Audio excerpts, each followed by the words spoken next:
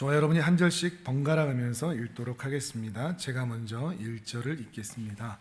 여호와께서 모세에게 이르시되 너는 돌판 둘을 처음 것과 같이 다듬어 만들라. 내가 깨트린 처음 판에 있던 말을 내가 그 판에 쓰리니 준비하고 아침에 시내산에 올라와 산 꼭대기에서 내게 보이되 아무도 너와 함께 오르지 말며 온 산에 아무도 나타나지 못하게 하고 양과 소도 산 앞에서 먹지 못하게 하라. 제가 돌판 둘을 처음 것과 같이 깎아 만들고 아침에 일찍이 일어나 그 돌판 둘을 손에 들고 여호와의 명령대로 시내산에 올라가니 여호와께서 구름 가운데 강림하사 그와 함께 거기 서서 여호와의 이름을 선포하실세 그의 앞으로 지나시며 선포하시되 여호와라 여호와라 자비롭고 은혜롭고 노하기를 더디하고 인자와 진실이 많은 하나님이라. 인자를 천대까지 베풀며 악과 과실과 죄를 용서하리라. 그러나 벌을 면제하지는 아니하고 아버지의 악행을 자손 3, 4대까지 보응하리라. 모세가 급히 땅에 엎드려 경배하며 함께 읽습니다. 이르되 주여 내가 주께 은총을 입었거든 원하건대 주는 우리와 동행하옵소서. 이는 목이 뻣뻣한 백성이니이다. 우리의 악과 죄를 사하시고 우리를 주의 기업으로 삼으소서. 아멘. 아멘. 우리가 지금까지 몇 주 동안 봤듯이 이스라엘 백성들이 금송아지를 만들어서 하나님 앞에서 범죄하는 모습을 보았습니다. 그래서 하나님은 모세에게는 이스라엘 이제들 다 삭제하겠다. 그리고 너를 통해서 다시 새로운 나라, 거대한 나라, 큰 나라를 만들어 가겠다. 그 전에 아브라함, 이삭, 야곱과의 약속 다 없던 걸로 하고 내가 모세 너로 새로운 나라를 내가 만들겠다. 이렇게 말씀하기도 하시고 또 이스라엘 백성들에게는 좋다. 내가 너희에게 한 약속, 젖과 꿀이 흐르는 그 땅을 내가 주기로 했으니까 내가 내 사자를 먼저 보내서 그 땅을 먼저 점령하고 만들어 주겠다. 그러나 나는 너희와 함께 하지는 않겠다. 이런 말씀을 하셨습니다. 그런데 그 말씀에 대해서 모세는 하나님의 그런 솔깃한 제안을 거부하고 하나님 그러시면 안 됩니다. 하나님의 이름과 약속과 명예를 위해서 이스라엘 백성들 살려주십시오. 같이 가주십시오. 그러면서 이스라엘을 끌어안고 간청하는 기도를 했었습니다.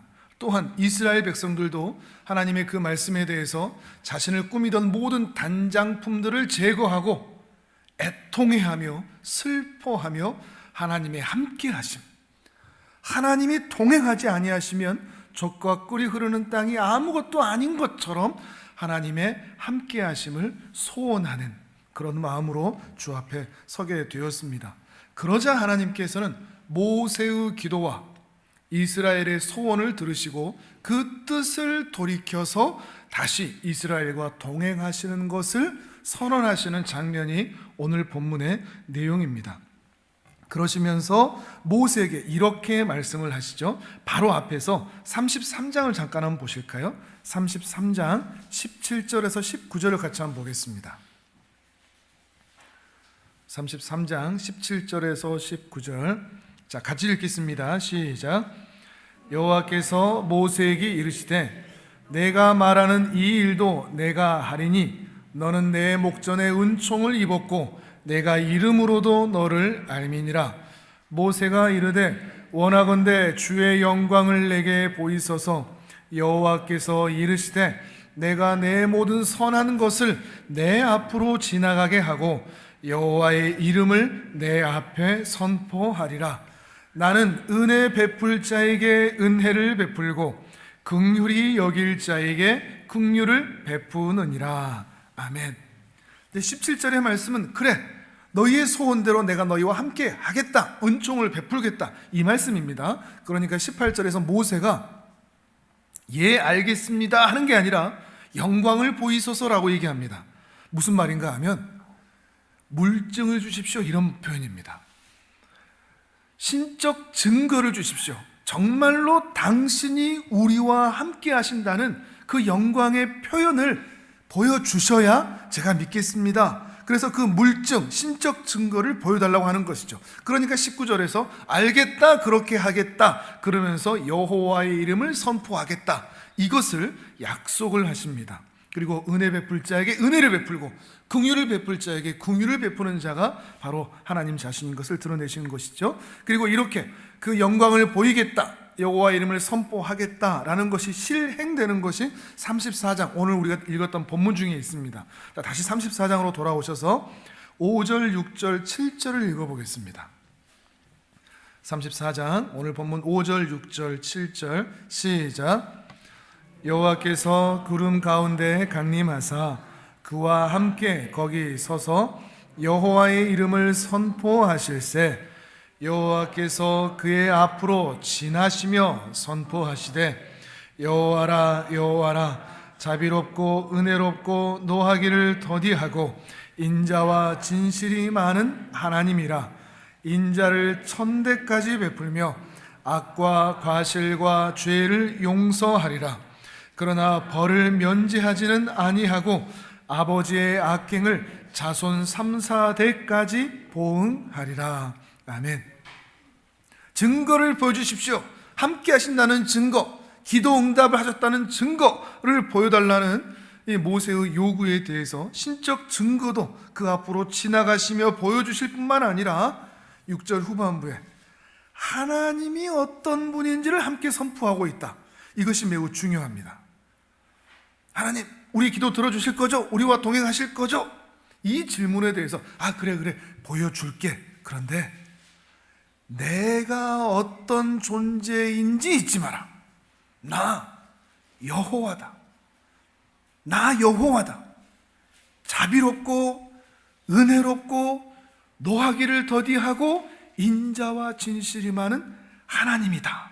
나는 은혜 베풀 자에게 은혜를 베풀고야만은 하나님 그 자신이다.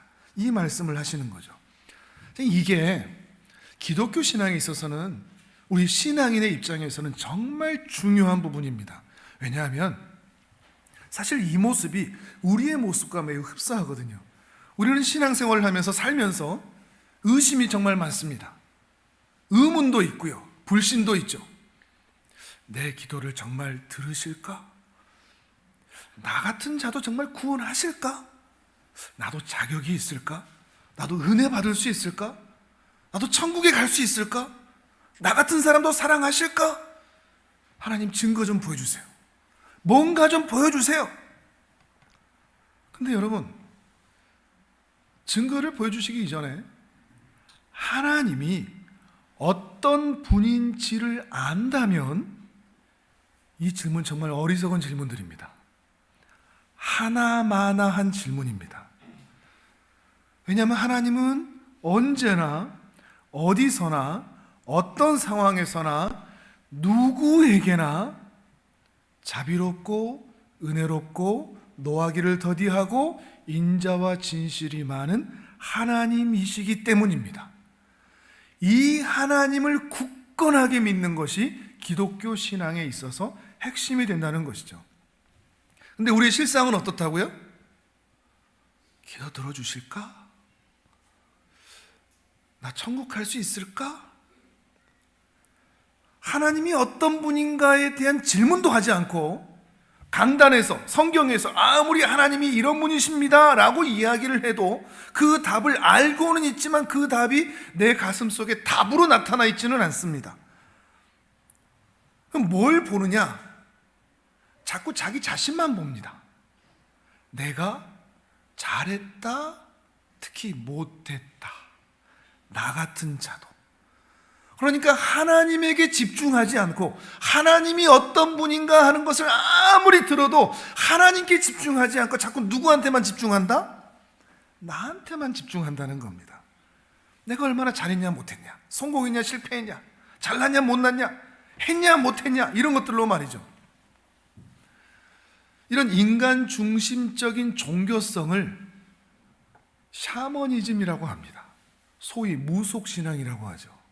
우리는 무속신앙 그러면 우리 조상신을 섬기고 우리 옛날 전통부터 있었던 그냥 뭐 그런 식으로 생각하는데, 무속신앙, 샤머니즘이라는 것은 그 종교의 대상에게 관심을 갖는 것이 아니라 그렇게 빌고 있는 자에게 관심을 갖는 것, 집중하는 것, 이것이 바로 샤머니즘입니다. 그 대표적인 것이 바로 비나이다죠. 비나이다. 그 비는 대상이 누군지는 상관이 없습니다. 다만 그렇게 빌고 있는 자의 정성, 새벽마다 열심히 치성을 드리고 정성을 내가 이렇게 드리고 있으니 누군지는 모르겠으나 누구라도 상관없으니 이 소원 좀 들어주시오. 이것이 바로 샤머니즘이죠. 그 종교의 대상이 누군지는 상관이 없습니다. 삼신 할머니든 옥황상제든 염라대왕이든 바다의 영왕이든 총각 귀신이든 처녀 귀신이든 무등산의 산신령이든 조상신이든 햇님이든 달님이든 별님이든 사자님이든 호랑이님이든 곰님이든 상관이 없습니다. 그냥 내 소원만 들어주면 된다는 것이죠. 무속신앙의 특징, 내가 열심과 정성과 열심을 내면 내 소원이 응답될 것이고, 내가 실수하고 실패하고 잘못하면 내 소원은 응답되지 않을 것이다. 근데 이게 무속신앙만이 아니라 어디에서 나타납니까? 교회 안에서. 교회 안에서라고 하면 또 멀죠. 우리 자신에게서 나타나지 않습니까? 잘하면 복받고 못하면 벌받는다. 이게 또 욥기에서 욥의 세 친구들이 하는 말이 바로 그 말이기도 하는 것이고요. 이런 모습들을 볼 때 참 답답한 겁니다. 자기의 잘남, 자기의 성공, 그러니까 하나님께서 내게 복 주시지 라는 말을 하는 사람들이 있는가 하면, 내가 이렇게 못하니까, 내가 이렇게 못났으니까, 내가 이렇게 실수하니까, 내가 이렇게 연약하니까 하나님이 나에게 은혜와 복을 주실까? 이런 말들이 교회 안에서도 나타난다는 겁니다. 정말 답답한 일입니다. 그러나 기독교 신앙은 결코 그렇지 않습니다. 기독교 신앙은 우리 당사자에게 은혜와 복의 주권이 달려있지 않습니다. 빌고 있는 사람에게 기준이 있지 않습니다. 사람의 어떠함에 의하여 결정되는 것도 아닙니다. 자비롭고 은혜롭고 노하기를 더디하시고 인자와 진실이 많으신 하나님에 의하여 그 인생의 은혜와 복이 결정된다는 것입니다. 그러니 하나님께서 나에게 은혜를 베풀어 주시기만 한다면, 내 영혼을 강력하게 붙들어 주시기만 한다면, 하나님께서 우리를 향한 그 뜻과 계획을 바꾸지만 않으신다면, 내가 아무리 못나고 부족하고 실수하고 정성과 치성이 부족하더라도, 지난주에 그 무슬림처럼 하루 5번씩 기도하는 거, 그런 모습이 내 안에 없고, 일주일에 한 번 교회 나와서 참여 기도한다고 할 때 그때 간신히 기도할 그 정도가 된다고 할지라도, 하나님께서 나를 붙잡기만 한다면 우리는 은혜와 복을 누릴 수가 있다는 것입니다. 이게 기독교입니다. 무속신앙과 다르다는 것입니다. 이 하나님을 알기만 하면 우리는 평안할 수 있고 안심할 수 있다는 것이죠. 하나님은 항상 이런 방식으로 당신의 백성들을 인도해 오셨고 안심시켜 오셨습니다. 지금 모세에게도 지금 그러고 있는 것입니다. 그리고 이 모습이 이때만 그런 것이 아니라 처음 모세를 부르실 때도 그랬습니다. 호렙산 떨기나무에서 모세가 처음 하나님을 만나게 될 때, 아직 하나님이 어떤 분인지를 알지 못하는 그 상황에서, 하나님 누구세요? 하나님의 이름이 뭐예요? 이스라엘을 향해서 어떤 계획이 있으세요? 저 애굽 땅에 들어가서 어떤 기술, 어떤 전략, 어떤 방법으로 저들을 꺼내실 것인데요, 제가 이스라엘 백성들한테 뭐라고 얘기하면 될까요? 라고 이야기할 때 하나님께서 뭐라고 말씀하시느냐? 화면을 보시면서 출애굽기 3장 13절에서 15절을 같이 한번 읽어보겠습니다. 같이 읽습니다. 하나님이 뭐라고 말씀하시는지, 전략이나 기술, 방법을 이야기하시는지 하나님의 존재에 대해서 얘기하시는지를 보라는 겁니다. 같이 읽습니다. 시작. 모세가 하나님께 아뢰되, 내가 이스라엘 자손에게 가서 이르기를 너희의 조상의 하나님이 나를 너희에게 보내셨다 하면 그들이 내게 묻기를 그의 이름이 무엇이냐 하리니 내가 무엇이라고 그들에게 말하리까? 하나님이 모세에게 이르시되 나는 스스로 있는 자이니라. 또 이르시되 너는 이스라엘 자손에게 이같이 이르기를 스스로 있는 자가 나를 너희에게 보내셨다 하라. 하나님이 또 모세에게 이르시되 너는 이스라엘 자손에게 이같이 이르기를 너희 조상의 하나님 여호와 곧 아브라함의 하나님 이삭의 하나님 야곱의 하나님께서 나를 너희에게 보내셨다 하라. 이는 나의 영원한 이름이요 대대로 기억할 나의 칭호니라. 아멘. 모세가 하나님 누구십니까? 라고 물어볼 때 그저 단순하게 이름을 말하는 것이 아닙니다. 하나님의 능력, 기술, 전략, 전술, 방법 이런 것들을 알리고 계신 것이 아닙니다. 하나님이 어떤 분인지를 알리고 계십니다. 그 존재, 신적 존재, 신적 정체성, 하나님의 성품, 하나님이 어떤 분인지 그 존재에 대해서 나는 스스로 있는 자니라, 나는 여호와니라 라고 말씀하고 있는 것입니다. 나는 스스로 있는 자다, 여호와다, 이게 같은 표현인데 단순히 이름을 말하고 있는 것이 아닙니다. 나는 스스로 있는 자라고 하는 이 표현에서 히브리어를 영어로 바꾸면 I am who I am 이런 개념이 되는데 그걸 직역을 하면 이렇게 됩니다. 나는 나다, 나는 나라는 존재다. 이게 이름이라는 것을 표현을 하시는 건데 단순히 이름을 말하는 것이 아니라 당신의 존재를 말하는 겁니다. 나는 나다, 나는 나라는 존재로서 나다, 나는 언제나 나인 나다, 이런 의미가 되는데 히브리어의 이 비동사는 현재형으로 쓰이질 않습니다. 과거형이거나 미래형으로만 쓰이기 때문에 과거에 내가 행했던, 아브라함과 이삭과 야곱에게 행했던 바로 그 일들을 보면서 나를 알아라, 이런 의미가 됩니다. 또 미래형으로 본다면 대대로 기억할 나의 칭호니라, 이 표현처럼 앞으로 내가 어떻게 하는지를 보면서 내가 누구인지를 알아라, 이런 표현이 되는 것입니다. 그러니까 이걸 종합해 보면 나는 스스로 있는 자니라 라는 이 표현은 하나님은 언제나 어디에서나 어떤 상황에서나 누구에게나 하나님은 하나님다우신 분이시고 그 말씀하신 것을 반드시 지키시는 분이시며 그 약속하신 것을 반드시 실행하시고야 마는 분이시다, 이런 의미가 되는 것입니다. 이거를 더 넓혀서 모세가 처음 만났을 때는 나는 스스로 있는 자니라 라는 거 시작했다가 이제 이 금송아지 숭배 사건, 바로 이 현장에서는 이걸 더 넓혀서 나는 자비롭고, 모세 봤지 지금까지 자비롭고 은혜롭고 노하기를 더디하고 인자와 진실이 많은 하나님이다, 이것을 지금 말씀하고 계시는 것입니다. 우리가 인생을 살면서 많은 질문과 의문과 의심이 들 때마다 그 의문과 의심 너머에 하나님이 어떤 분이신가라는 것을 기억할 수만 있다면 우리 그다지 아픔과 괴로움과 탄식을 내뱉지 않아도 될 수 있습니다. 그리고 하나님께서는 바로 그걸 기억하기를 바라시는 겁니다. 하나님이 어떤 분인지. 지난주 중에 차를 타고 가면서 한 분이 그런 질문을 하세요. 하늘창고 사역처럼 이렇게 좋은 일을 하면 하나님께서 상 주시겠죠? 제가 뭐라고 대답했을까요? 하나마나한 질문입니다, 이런 대답을 했습니다.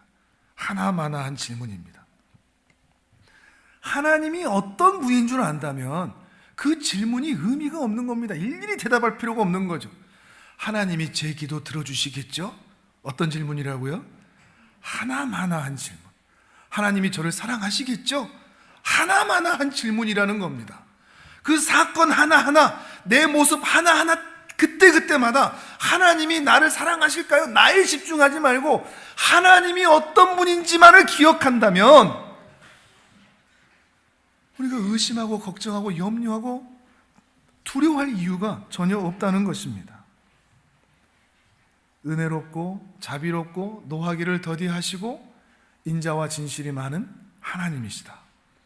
이 말씀 하나로 우리가 인생에서 만나는 모든 문제에 대한 대답으로 여러분 충분하지 않겠습니까? 이것으로 대답으로 삼으실 수 있으시겠습니까?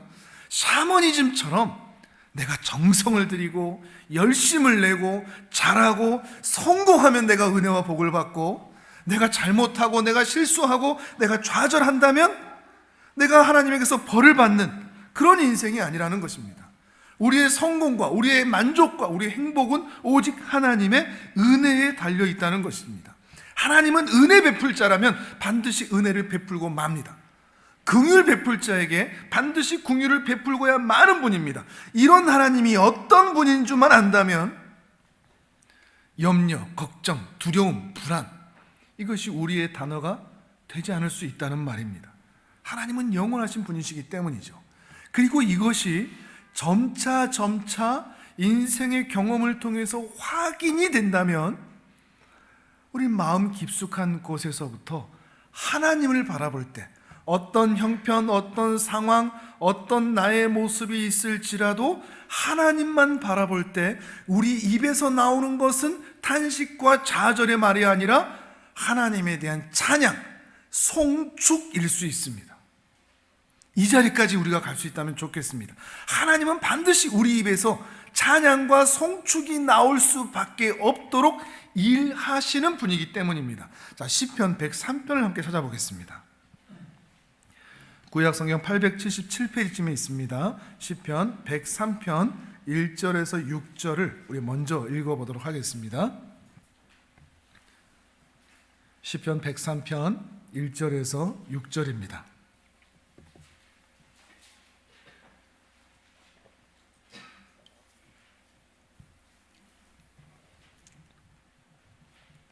자, 같이 읽겠습니다. 시작. 내 영혼아 여호와를 송축하라. 내 속에 있는 것들아 다 그의 거룩한 이름을 송축하라. 내 영혼아 여호와를 송축하며 그의 모든 은택을 잊지 말지어다. 그가 내 모든 죄악을 사하시며 내 모든 병을 고치시며 내 생명을 파멸해서 속량하시고 인자와 긍휼로 관을 씌우시며 좋은 것으로 내 소원을 만족하게 하사 내 청춘을 독수리같이 새롭게 하시는도다. 여호와께서 공의로운 일을 행하시며 억압당하는 모든 자를 위하여 심판하시는도다. 아멘. 자, 1절에서부터 좀 보시면 우리가 하나님을 송축할 수 있는 이유가 뭘까요? 2절에서 보는 것처럼 그의 은택 때문입니다. 은택, 은총, 은혜를 받을 자격이 없는 자에게 은택을 베푸셨기 때문입니다. 3절에 보면 모든 죄악을 사하시고 모든 병을 고치셨다 그러는데, 그렇다면 이 사람이, 이 시인이 어떤 상태라는 얘기일까요? 죄악을 사하셨다고 하니까 그는 죄인이요, 병을 고치셨다고 그러니까 그는 병자입니다. 그런데 그 죄인에게, 그 병자에게 그 죄를 용서하시고 그 병을 고치시는 은택을 주셨다는 것입니다. 죄인에게 은혜 베푸시는 주님, 병자를 고치시는 그 주님, 그 주님을 찬양하라 하는 것이죠. 심지어 여기서 끝나지 않고 그 자들을, 그런 자들을 인자와 긍휼로 왕들의 왕관을 씌워주시고 가장 좋고 선한 것으로 우리의 소원을 만족하게 하시고 우리 청춘을 독수리같이 사롭게 하는 분이시고 억압당하는 자의 그 원수들을 심판하시는 분, 이렇게 못나고 자격 없는 자들에게 말이죠, 죄인에게, 병자에게, 연약한 자에게 은택을 베푸시는 그 주님을 찬양하라라고 얘기하는 것입니다.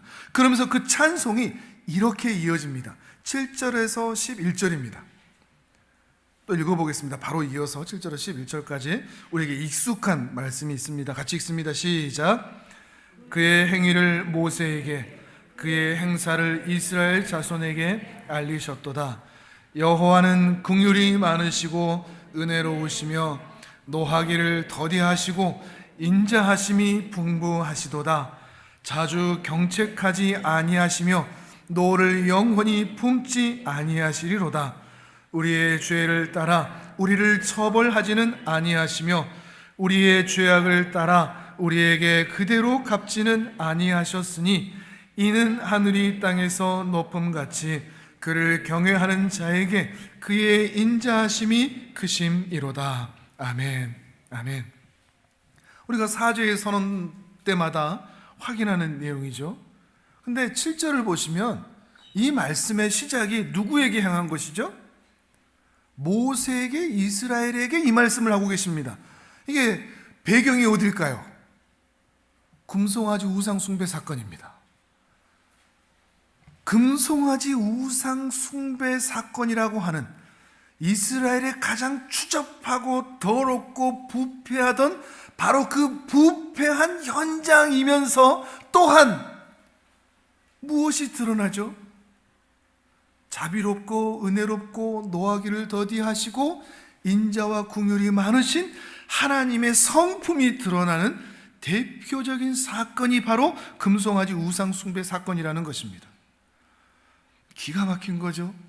죄인과 병자의 의미가 바로 이것입니다. 이스라엘 백성들이 가장 부패해 있을 때, 가장 추접한 죄를 짓고 있는 그 자리가 하나님의 은혜가 가장 크게 드러나고 있는 자리라고 하는 것입니다.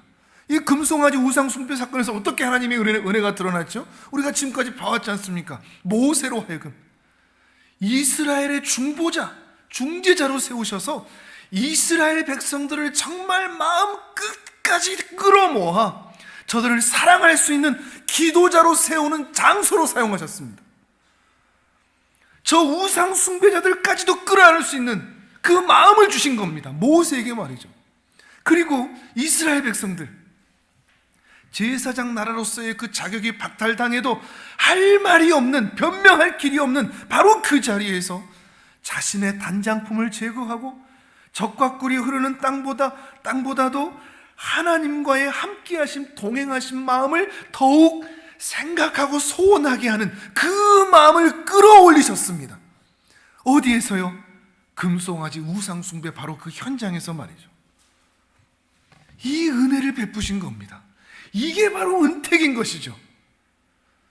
모세로 하여금, 이스라엘로 하여금 이 마음을 회복할 수 있도록 해주신 것, 이 은택을 잊지 말라는 것입니다. 진노를 거두시고 은혜를 베푸신 분을 말이죠. 조금 더 볼까요? 오늘 보면 화면을 보시면서요, 34장 7절, 오늘 보면 7절 한번 보실까요? 7절 같이 읽어보겠습니다. 시작. 인자를 천대까지 베풀며 악과 과실과 죄를 용서하리라. 그러나 벌을 면제하지는 아니하고 아버지의 악행을 자손 3, 4대까지 보응하리라. 아멘. 이게 대조가 되거든요. 뭐가 대조되죠?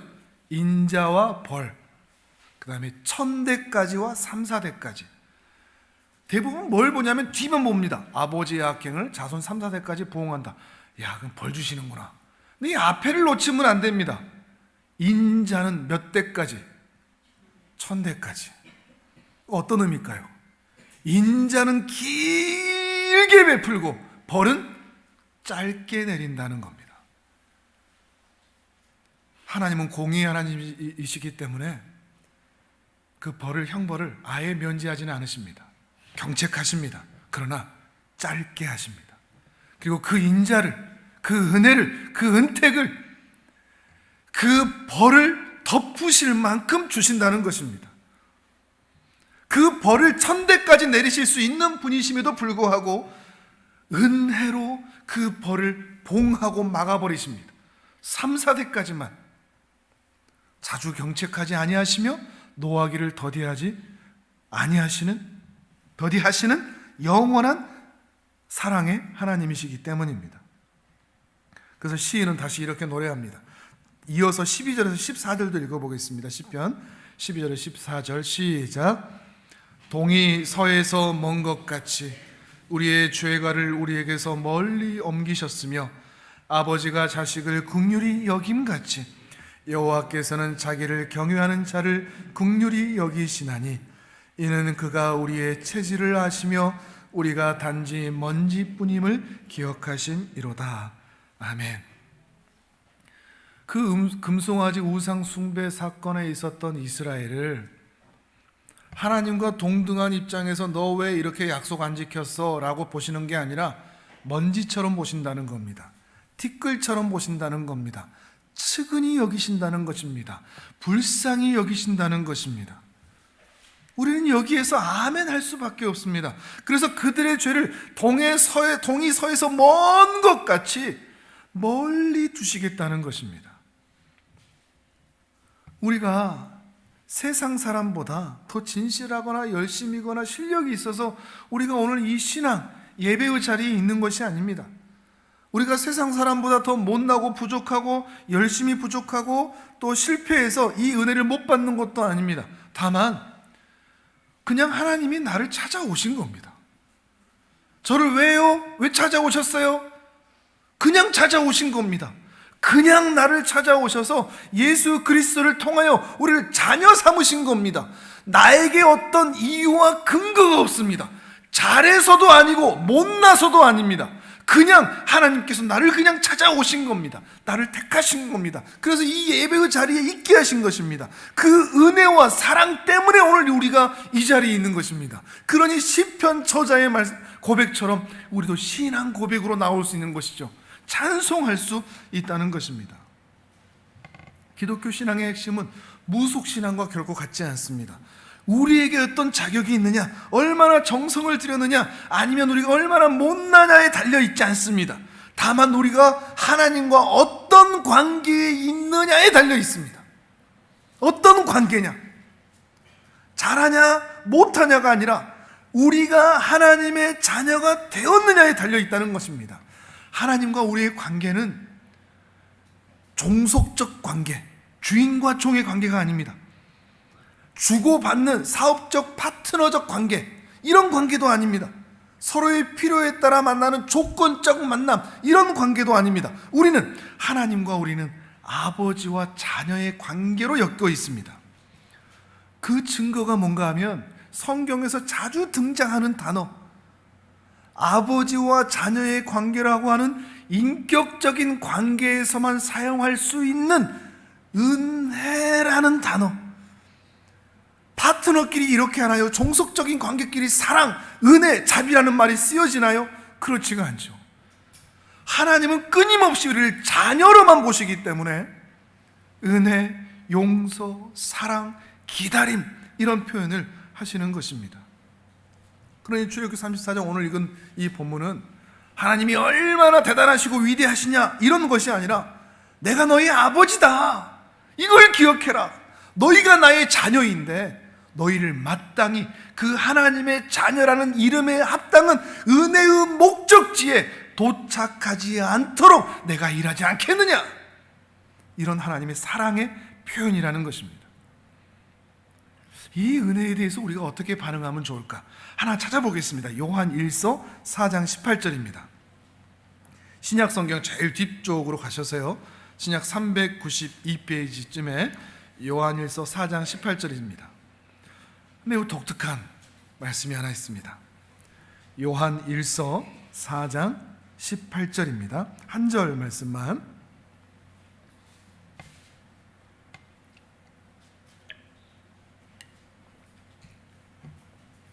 자, 같이 읽겠습니다. 시작. 사랑 안에 두려움이 없고 온전한 사랑이 두려움을 내쫓나니 두려움에는 형벌이 있음이라. 두려워하는 자는 사랑 안에서 온전히 이루지 못하였느니라. 아멘. 두려움이라는 단어. 여러분 신앙생활 하면서 하나님을 두려워하고 무서워하면서 신앙생활 하십니까? 아니면 그 따뜻한 사랑으로 인해서 평안하게 신앙생활을 하고 있습니까? 하나님이 들어줄까 안 들어줄까 초조해하고 의심하고 불안해하면서 기도하십니까? 아니면 하나님이 응답하시겠지, 인도하시겠지라고 하면서 기다리는 마음, 사모하는 마음으로 신앙생활 하십니까? 하나님이 언제나 나와 함께 하신다는 사실, 하나님이 언제나 나를 보고 있다는 이 사실로 인해서 여러분은 두렵습니까? 불편합니까? 아니면 하나님이 언제나 나와 함께 하셔 이 사실 때문에 안심이 되십니까?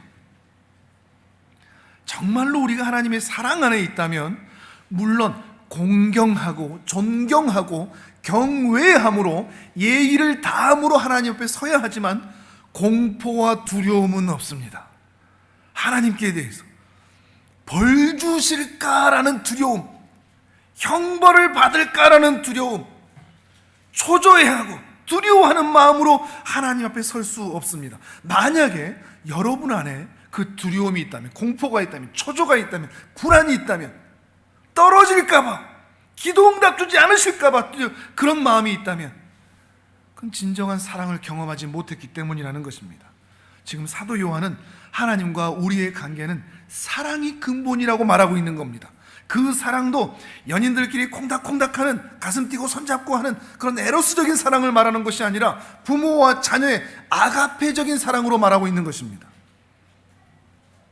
여러분, 부모와 자녀가 어떤 관계로 이어져 있죠? 블루투스가 연결됐다가 끊어지는 것처럼 자녀가 자격이 있고 실적이 있고 실력이 있으면 너 오늘 내 자녀. 근데 실적이 없고 실력이 없고 능력이 없으면 너 내 자녀 아니야. 이렇게 끊어지나요? 결코 그렇지 않습니다. 자식이 아무것도 이런 것도 없고 가진 것도 없고 실력이 없어도, 가정에 기여하고 있는 것이 없어도 자녀는 부모에게 큰 소리 칩니다. 왜 큰 소리를 칠 수 있죠? 나 밥 안 먹어. 밥 안 먹으면 지가 손해인데. 그것이 부모에게 협박이 되고, 그것이 먹히는 이유는 부모의 사랑을 담보하고 있기 때문입니다. 나 집 나갈 거야. 집 나가면 지만 손해죠. 부모는 땡큐죠. 근데 부모가 나가면 차라리 속 편한데 못 나가도록 협박하고 보초 서고 문장구고 걸어장구고 하는 이유는 뭐죠? 끊을 수가 없기 때문에, 자녀의 사랑을 끊을 수 없기 때문입니다. 자식도 본능적으로 아는 겁니다. 내가 아무리 큰 소리 쳐도 부모가 나를 버릴 수 없다는 것을 그 본능으로 알기 때문에 그리 행하는 것입니다. 그리스도인이 된다는 것은 기독교라는 종교를 가졌다, 예배를 드린다, 교회를 다닌다, 이 정도가 아니라 하나님과 내가 끊을 수 없는 관계가 되었다는 것을 상정하는 것입니다. 더 깊은 것입니다. 더 본질적인 것이고요. 물론 우리는 자녀답지 못할 때가 참 많습니다. 저부터요. 신자답지 못할 때가 많습니다. 하나님께 속썩이는 것 같고, 하나님의 마음을 시원하게 못 해드리는 것 같고, 늘 부족하고 늘 죄송하고 송구한 것뿐입니다. 하나님 앞에서 얼굴을 들지 못할 때가 참 많습니다. 겉으로는 괜찮은 척 표현하지만 내 모습을 다 아시는 하나님 앞에는 너무나 부끄럽습니다. 그런데 공부는 못하면서도, 할 줄 아는 것도 없으면서도 부모에게는 맛있는 거 사달라고 큰 소리치는 아들처럼, 자녀들처럼, 하나님, 제가 이번 주도 실수했고, 이번 주도 이 모양이고, 이번 주도 제가 이렇게 살았는데 제게 은혜를 베풀어 주세요. 똑같은 겁니다. 늘 부족한 모습으로 서는데 예배당에 나와서 당연한 것처럼 이 자리에 있는 거, 바로 그 모습입니다. 왜요? 하나님은 나를 다시 품어준다는 것을 본능적으로 알기 때문입니다. 또 배워서 알기 때문입니다. 매번 실패하지만, 매번 실수하지만, 그런데도 하나님께 긍휼을 베풀어 달라고, 은혜를 베풀어 달라고, 이 문제 좀 해결해 달라고, 저렇게 좀 해달라고, 나를 좀 도와달라고 수없이 얘기할 수 있는 거, 우리가 무엇이기 때문에 그저 종교인으로 이 자리에 서 있지 않고 조건적인 만남으로 하나님과의 파트너 관계로 이 자리에 서 있는 게 아니라 하나님이 내 아버지이시기 때문에, 나를 결코 버리지 아니하시는 하나님이 내 아버지이시기 때문에, 물론 철이 없죠. 우리 모습이 철없는 자식들 같죠. 못났죠.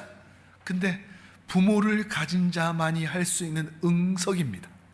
우리의 이런 기도가 부모 앞에서만 할 수 있는 재롱이라는 것입니다. 어떻게 이것이 가능하냐? 화면을 보면서 데살로니가전서 5장 16절, 17절, 18절을 같이 읽겠습니다. 시작. 항상 기뻐하라. 쉬지 말고 기도하라. 범사에 감사하라. 이것이 그리스도 예수 안에서 너희를 향하신 하나님의 뜻이니라. 아멘. 우리는 이 부분을 참 오해하는데요, 이 명령이라고 생각합니다. 항상 기뻐해, 쉬지 말고 기도해, 범사에 감사해. 그건 명령이거나 강요나 억압이 아닙니다. 오히려 내가 너희를 항상 기뻐하게 만들 거야. 기도할 때마다, 기도하는 내용들마다 내가 다 응답되게 만들 거야. 네가 항상 감사할 수 있도록 너희 삶을 내가 인도할 거야. 이렇게 해석할 수 있는 근거가 무엇인가 하면 18절에 있습니다. 그리스도 예수 안에서, 그리스도 예수 안에서 너희를 향한 나의 뜻이란다 하는 거죠. 그 말은 그리스도 예수 안에서, 그리스도 예수를 통해서 하나님과 우리는 아버지와 자녀의 관계로 엮이고 묶이고 연결되어 있기 때문에 내가 너희를 이렇게 하겠다라고 말씀하시는 것입니다. 우리의 실력이나 능력이나 자격이나 대단함으로 우리가 하나님께 묶이는 게 아니라 우리의 못남이나 실수나 부족함 때문에 우리가 하나님과 풀어지는 것도 끊어지는 것도 아니라 오직 그리스도 예수 안에서 우리는 묶여있고 이 관계를 끊을 수 있는 것은 이 세상에 결코 존재하지 않는다라고까지 하나님께서는 말씀하신다는 것입니다. 바로 이것이 하나님께서 오늘 본문에서 모세에게 하신 말씀, 나는 여호와라, 여호와라, 자비롭고 은혜롭고 노하기를 더디하고 인자와 진실이 많은 하나님이라 라고 말씀하셨던 하나님의 그 말씀의 마음의 내용들입니다. 그것도 이스라엘의 가장 수치스럽고 부패하고 추접한 금송아지 우상숭배 사건, 바로 그 범죄 현장 앞에서 말씀하시는 하나님의 자기 선언입니다. 이분이 우리 하나님이요 이분이 우리 아버지라는 것입니다. 이러한 하나님의 자녀가 되었다고 하는 특권, 이 자랑, 이것을 기억하고 이해해서 어떤 상황, 어떤 형편에서도 큰 소리치며 하나님의 은혜를 구하고, 더 나아가 더 이상 하나마나한 질문 하지 마시고, 들어주실까? 응답하실까? 함께 하실까? 사랑하실까? 믿음과 은혜로 이 인생을 끝까지 걸어가시는 존귀한 하나님의 사람들 되시기를 주님의 이름으로 축복합니다.